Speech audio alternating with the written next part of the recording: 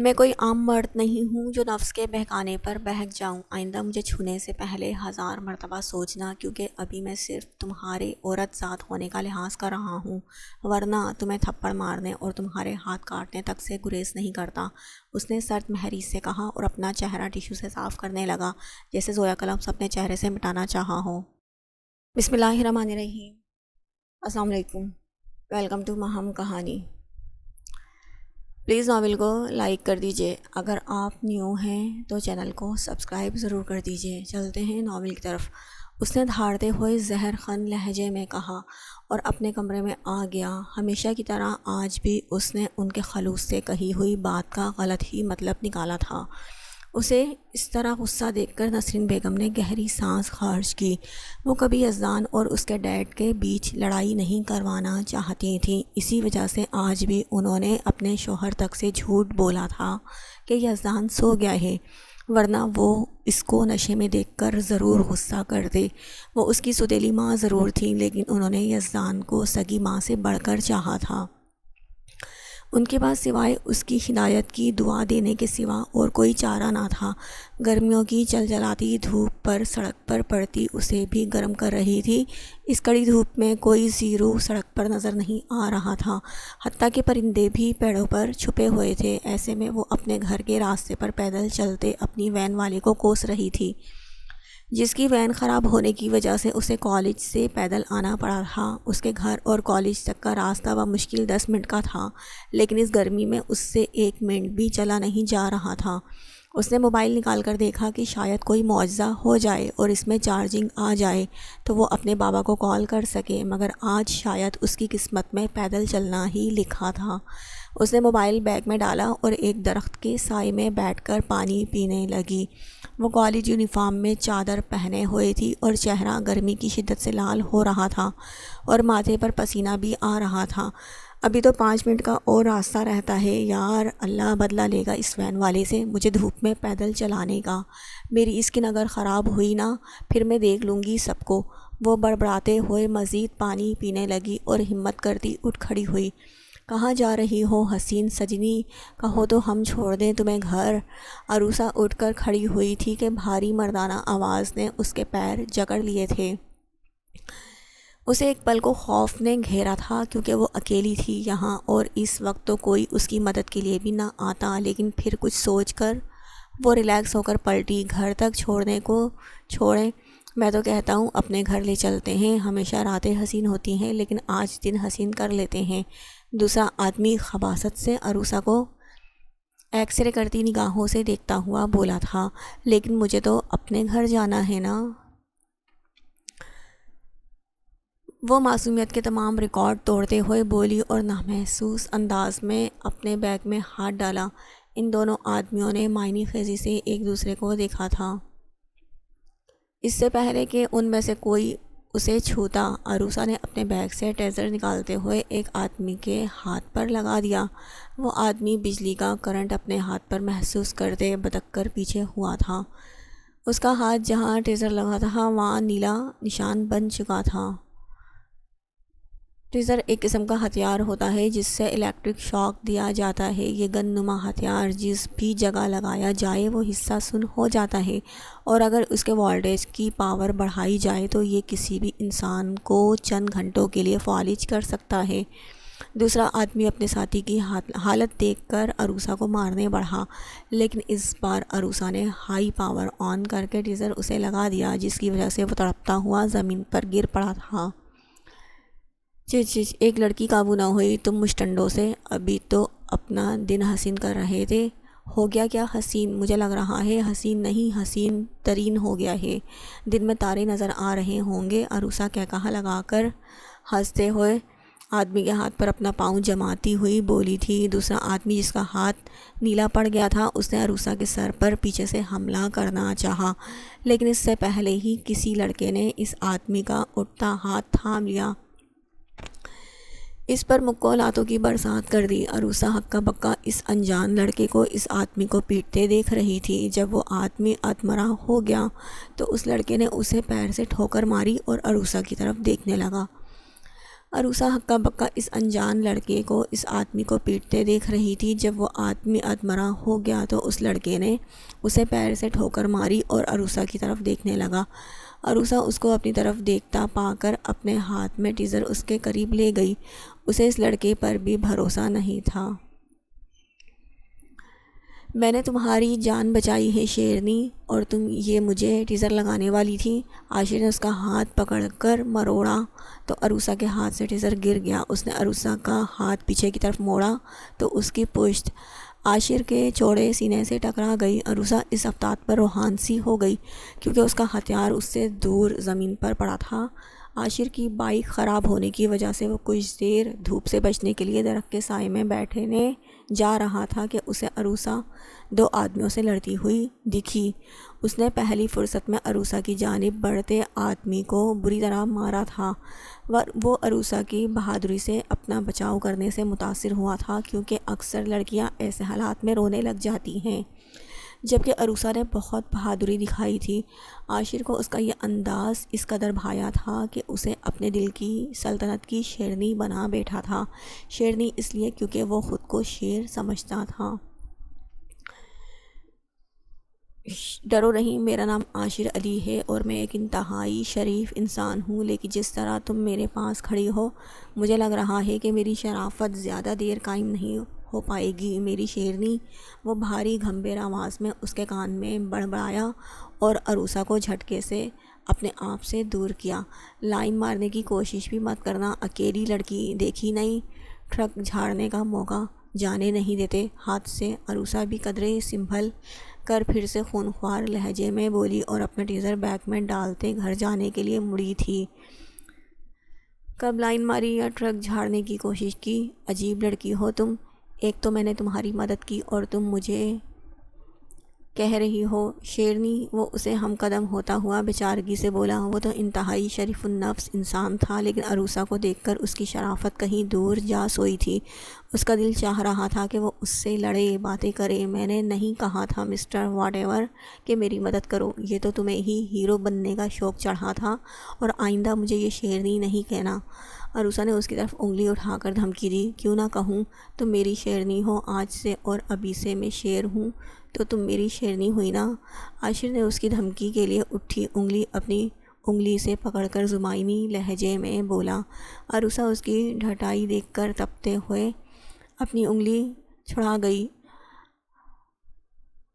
اپنی گلی کے کونے، گھر کے کونے تک وہ پہنچ چکی تھی۔ تم بھلے ہی شیر کیوں نہ ہو، لیکن میں تمہاری شیرنی نہیں، میں الحمدللہ سے انسان ہوں، مجھے جانور بننے میں کوئی انٹرسٹ نہیں ہے۔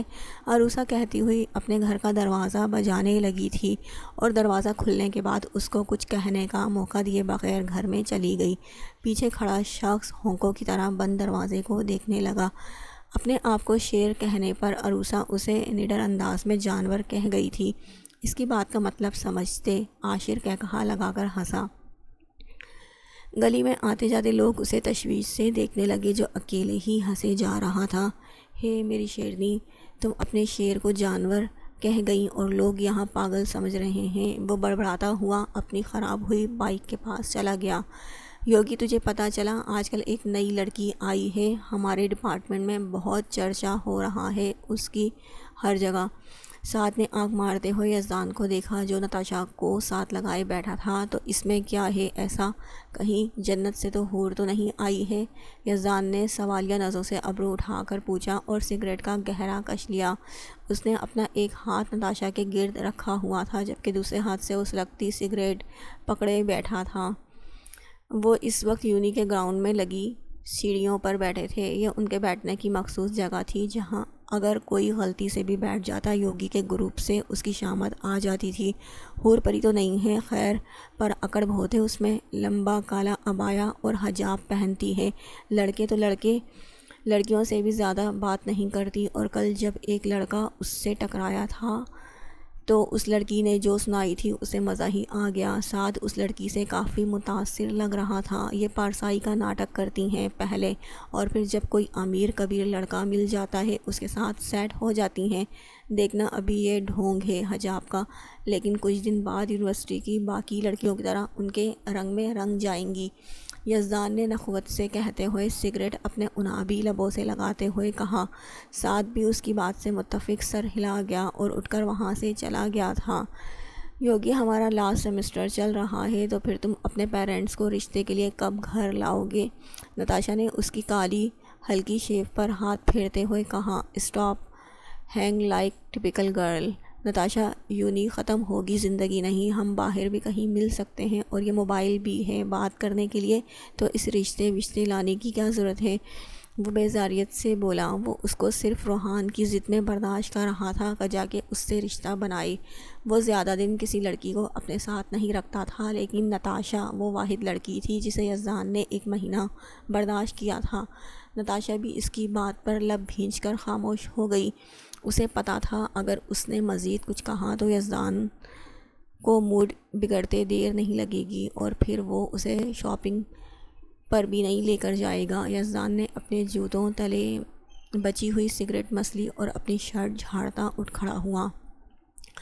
نتاشا بھی اسے شاپنگ پر جانے کے لیے منانے لگی، اس کے پیچھے چلنے لگی۔ وہ ایسا ہی تھا، اگر کہیں جاتا تو کسی سے پوچھتا نہیں تھا، کیونکہ جسے اس سے مطلب ہوتا وہ ضرور اس کے پیچھے آتا تھا۔ اس چیز نے یزدان کو مزید مغرور اور بدتمیز بنا دیا تھا۔ لڑکیاں تو لڑکیاں، لڑکے بھی اس سے دوستی کے خواہشمند تھے۔ یار اشو، تم سچ میں بہت ہی بورنگ ہو، کبھی تو پڑھائی سے ہٹ کر بات کر لیا کرو، ہانیہ کوفت سے اس کے ہاتھ میں کتاب دیکھتی ہوئی بولی تھی۔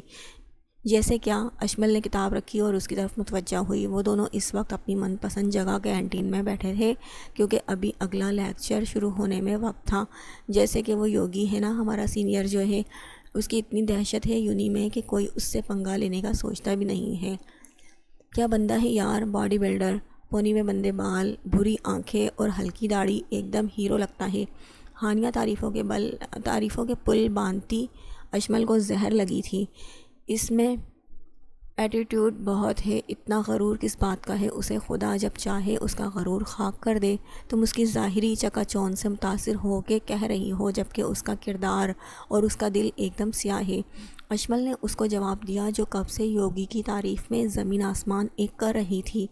وہ صورت سے زیادہ سیرت سے متاثر ہونے والی لڑکی تھی، جبکہ ہانیہ اس کی صورت پر مر مٹی تھی۔ اچھا نا، اتنا غصہ نہ ہو اشو، میں تو بس نارمل انداز میں کہہ رہی تھی، مجھے کون سا اس سے پیار شیار ہو گیا ہے جو تم ایسا بھڑک رہی ہو؟ ہانیہ ملتجی لہجے میں اس کے کندھے پر ہاتھ رکھتے ہوئے بولی۔ یہ سب چھوڑو، بتاؤ تمہارے منگیتر صاحب کب تک بیاہ کر لے جائیں گے تمہیں؟ ہیں بنو رانی؟ اشمل بھی شرارت سے کہتی ہانیہ کو شرمانے پر مجبور کر گئی۔ انہوں نے کہا ہے کہ پہلے میری پڑھائی مکمل ہو جائے، پھر ہی کوئی بات ہوگی۔ اس کے چہرے پر لالی بکھر گئی جو اس کی خوشیوں کا پتہ دے رہی تھی۔ وہ دونوں اب یوگی کے متعلق بھول کر اپنی باتوں میں مشغول ہو گئی تھیں۔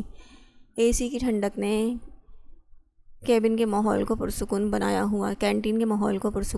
ہوا تھا۔ ایک ڈیسک جس پر ڈاکٹر کی ضروریات کا سامان ہونے کے ساتھ چیئر رکھی تھی، وہ دو کاؤچ ڈیسک کے بائیں جانب رکھے تھے، اور ڈیسک پر اس کی شاندار تصویر رکھی تھی، جبکہ وہ خود مجسم ڈاکٹر کی سیٹ پر براجمان تھا۔ زویا نامی ڈاکٹر اس کے چہرے پر ہاتھ پھیرتی اس کی صورت میں گم اس کی طرف جھک رہی تھی کہ اس نے ایک جھٹکے سے زویا کو دور کیا اور اس کے چہرے پر ناگواری پھیل گئی تھی، جبکہ زویا اس ادا پر گرتے گرتے بچی تھی۔ میرا نام زہیب بختیار خان ہے، میں کوئی عام مرد نہیں ہوں جو نفس کے بہکانے پر بہک جاؤں۔ آئندہ مجھے چھونے سے پہلے 1000 مرتبہ سوچنا، کیونکہ ابھی میں صرف تمہاری عورت ذات ہونے کا لحاظ کر رہا ہوں، ورنہ تمہیں تھپڑ مارنے اور تمہارے ہاتھ کاٹنے تک سے گریز نہیں کرتا۔ اس نے سرد مہری سے کہا اور اپنا چہرہ ٹشو سے صاف کرنے لگا، جیسے زویا کا لمس اپنے چہرے سے مٹانا چاہتا ہو۔ کیا کمی ہے مجھ میں جو تم اس طرح کر رہے ہو؟ اتنے پارسا مت بنو کہ کل کو یہی چہرہ گندگی سے بھر جائے۔ زویا کا چہرہ اہانت اور تذلیل سے سرخ ہو گیا تھا، اسی لیے تلملاتی ہوئی اس سرخ و سفید اور پٹھانی خوبصورت نئے نقش کے حامل خوبرو مرد کو دیکھتے ہوئے بولی، وہ جو سوچ بیٹھی تھی کہ اسے اپنی طرف مائل کر لے گی، لیکن اپنے پلان کے ناکام ہونے پر سیخ پا ہو گئی تھی۔ وہ پوری تیاری کے ساتھ آئی تھی، دودھیا رنگت پر لال ساڑی پہنے وہ کسی کا بھی ایمان ڈگمگا سکتی تھی، لیکن مقابل بھی زہیب بختیور خان تھا جسے اپنے نفس پر قابو پانا آتا تھا۔ تم میں کمی ہے، بلکہ کمی نہیں کمیاں ہیں۔ تم میں کمی ہے حیا کی، جو عورت کا زیور ہوتی ہے۔ اگر عورت میں حیا ہو تو کبھی تمہاری طرح نفس کی غلامی نہ کرے۔ زہیب کو وہ خوبصورت چہرہ انتہائی مکروہ لگ رہا تھا۔ وہ اسے یونیورسٹی کے زمانے سے جانتا تھا۔ زویا نے یونی میں اس کو لبھانے کی بہت کوشش کی تھی، لیکن کامیاب نہ ہو پائی۔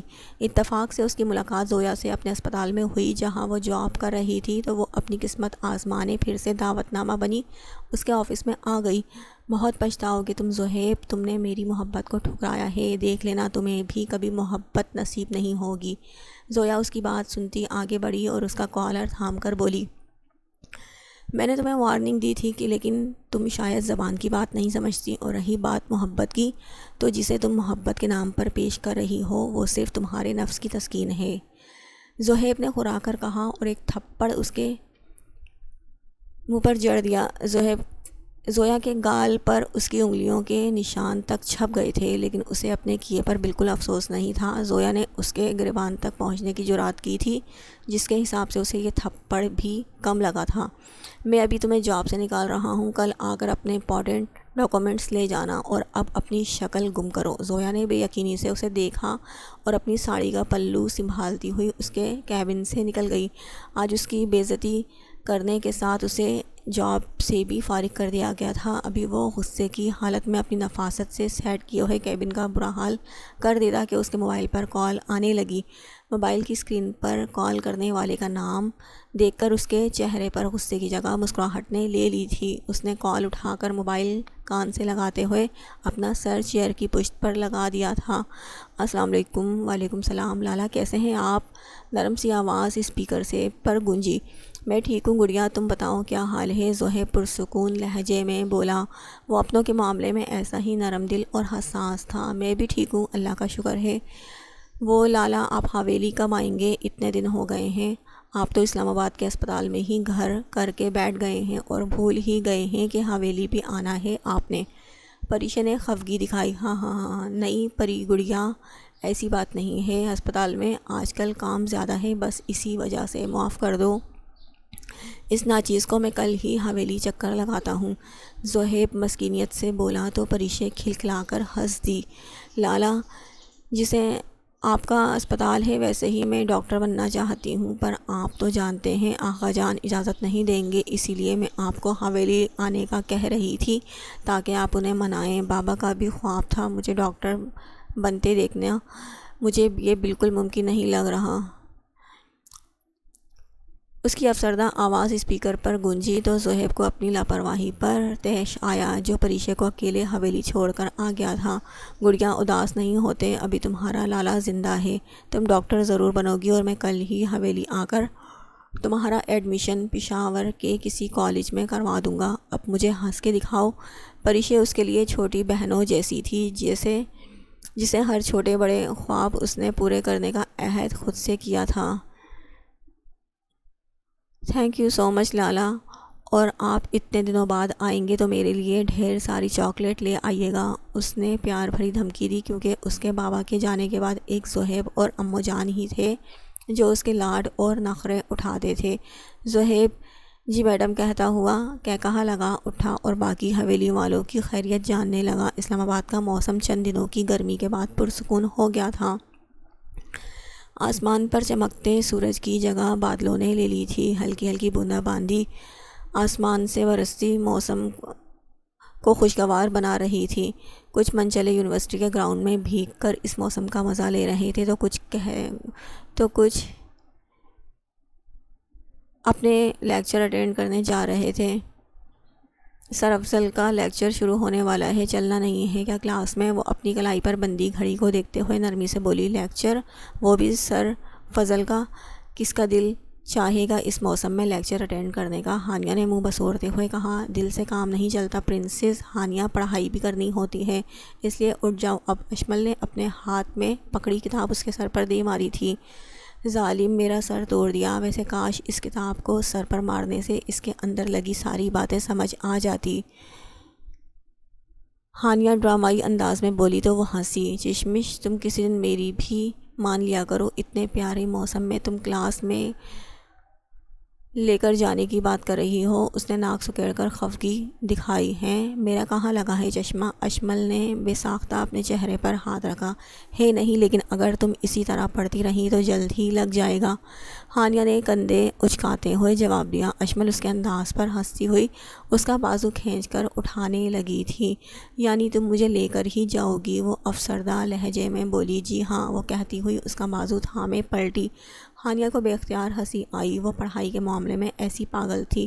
تم خواہ مخواہ اپنی ٹانگوں کو زحمت دے رہی ہو اشو، میں یقین سے کہہ سکتی ہوں آج سر کا لیکچر نہیں ہوگا۔ وہ خود اپنی وائف سے پکوڑے تلنے کا کہہ کر گھر جا چکے ہوں گے کوالٹی ٹائم اسپینڈ کرنے، ہانیہ نے پرمزاح انداز میں کہا تو اس کے ساتھ چلتی اشمل ہولے سے مسکرائی تھی۔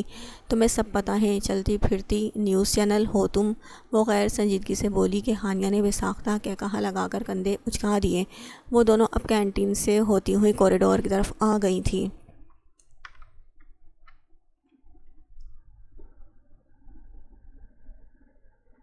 ہلکی ہلکی بوندا باندی ابھی بھی ہو رہی تھی۔ اب اس اسائنمنٹ کو گلے سے اپنے بچے کی طرح لگائے رکھو گی یا اسے سبمٹ کروانے کا بھی ارادہ ہے؟ ہانیہ نے کوریڈور کے اختتام پر لگے شیڈز کے نیچے کھڑے ہو کر اس سے کہا۔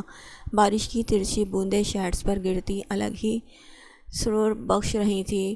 ان جیسے کئی اسٹوڈنٹس یہاں وہاں کھڑے اس موسم سے لطف اندوز ہو رہے تھے۔ مجھے آج ہی سبمٹ کروانی ہے یہ اسائنمنٹ، اشمل منمنائی۔ وہ پہلے 10 دن کے وقت میں مکمل کرنے والی اسائنمنٹ کو مکمل کرنے میں 12 دن لگا چکی تھی اور آج اسے ہر حال میں سبمٹ کروانی تھی، ورنہ سر ایکسیپٹ نہیں کرتے اور اس کی ساری محنت ضائع ہو جاتی۔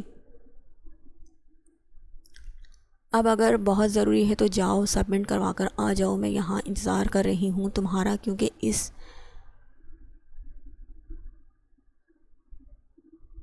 اس موسم میں اندر کہیں نہیں جانے والی، اس نے احسان جتانے والے انداز میں کہا اور وہیں لگی بینچ پر بیٹھ گئی۔ اشمل نے سکون کا سانس لیا اور اپنے گلے سے لگی اسائنمنٹ پر اپنی گرفت مضبوط کرتی دائیں جانب والی راہداری کی طرف بڑھی۔ تیز تیز قدم اٹھاتے وہ جلدی جلدی چل رہی تھی۔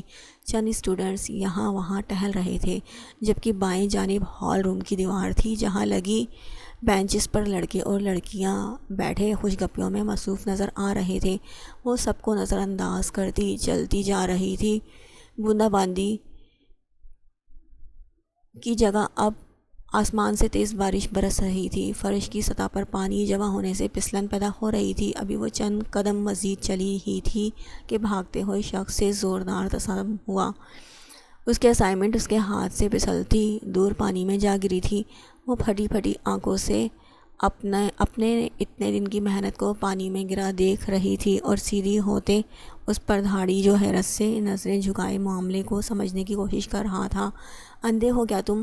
اللہ نے یہ 2 آنکھیں استعمال کے لیے دی ہیں نا کہ اندھوں کی طرح چلنے کے لیے؟ اس کے سامنے کھڑی کالی ٹی شرٹ کے ساتھ گھٹنوں سے پھٹی جینس، لمبے کندھے تک آتے بھیگے بالوں والے یوگی کو دیکھ کر اس کا غصہ 7ویں آسمان پر پہنچ گیا تھا۔ یزدان پورا بھیگا ہوا پیچھے بھاگتا ہوا راہداری سے گزر رہا تھا کہ پانی پر پیر پھسلنے سے اشمل سے جا ٹکرایا۔ باریک غصے کی شدت سے کانپتی آواز پر یزدان نے اس کی طرف دیکھا جس کی سرمئی آنکھوں سے شعلے نکل رہے تھے۔